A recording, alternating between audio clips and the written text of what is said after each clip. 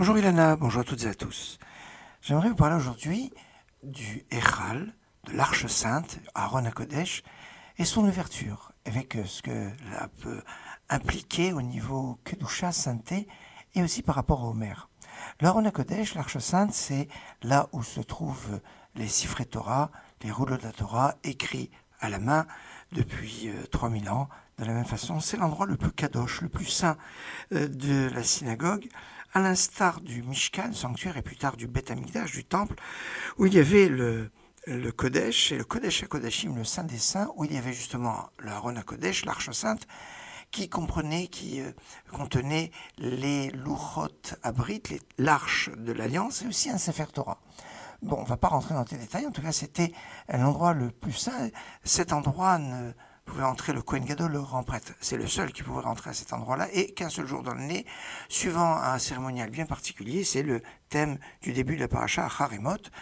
Il y avait une personne qui pouvait rentrer à n'importe quel moment et qui était, Dieu lui parlait au-dessus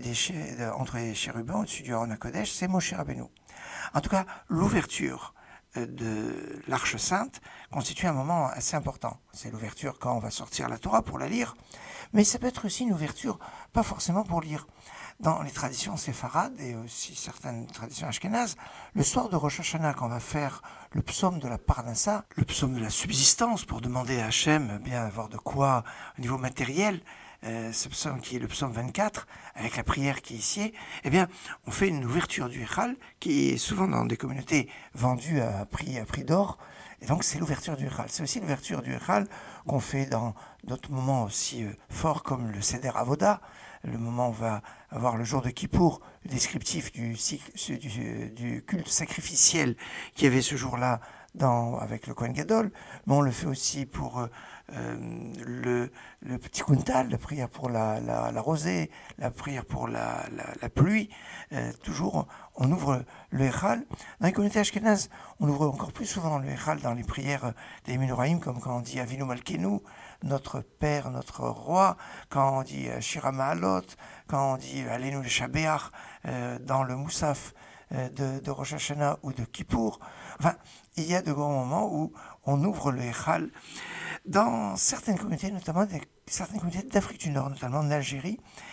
chaque Shabbat, quand on fait le Birkat Kohanim, la bénédiction des Kohanim, eh bien certains ont l'habitude de faire la Ptirat Echal aussi, l'ouverture du Echal, même si au moment où les Kohanim vont faire la bénédiction, ils vont donner le dos au Echal,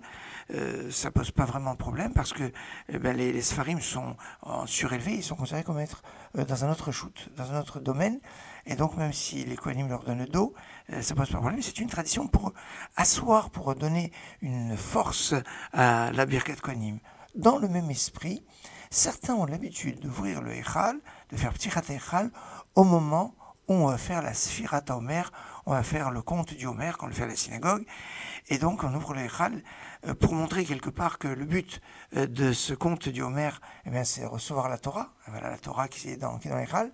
mais c'est aussi pour montrer que c'est un moment important et pour que les fidèles ne s'en aillent pas avant la fin, puisqu'en général on fait la Sfirat HaOmer à la fin de l'office. Alors est-ce qu'on le fait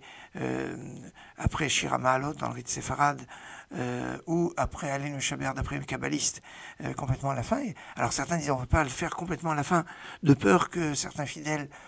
partent avant qu'on fasse le conte du Homer, et c'est pour ça qu'ils vont dire on va le faire jusqu'après le Kaddish Kabbal, quand on n'a pas vraiment terminé la prière d'Arvit,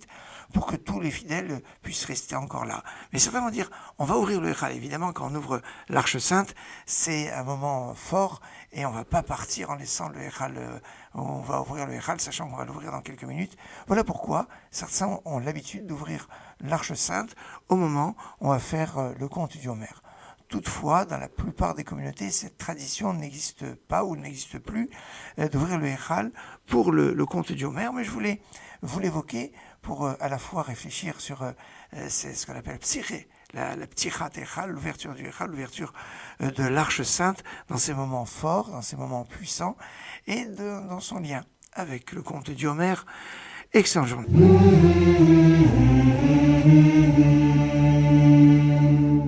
Hoitcho Hashem Elohikai b'chol levovi v'ach יכבדו שמחו ליילו